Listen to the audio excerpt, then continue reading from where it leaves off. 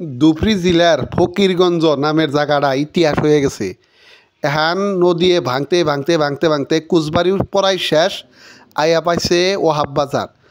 এই জায়গা হইল সাউথ শালমারা সমষ্টি। আর সাউথ শালমারা সমষ্টির এমএলএ হলো ওয়াজেদ আলী চৌধুরী। একটা এমএলএ যখন মানুষে বানায় তখন খুব আশা নিয়ে মানুষে বানায়, কারণ এই ধরনের সমস্যার সমাধান করার জন্যেই মানুষে আশা করে মানুষের ভোট দেয়। আর ভোট নেওয়ার পরে এমএলএ হওয়ার পরে এই নদীগুলা নিয়ে মানুষ এমএলএগুলা রাজনীতি করে। এই নদীগুলা যদি বাঁধে তাহলে তো আর রাজনীতি থাকবো না।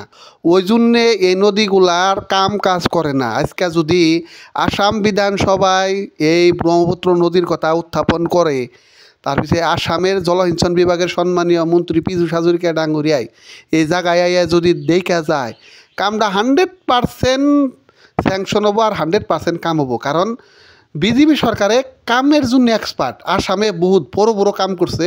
আমার রফি ব্লকের ভিতরে আপনারা যাই দেখেন, আমাদের বরপেটা জেলার করাইকুম নামের যারা জায়গা, ওই জায়গায়ও অনেক বাড়িঘর ভাঙছিল।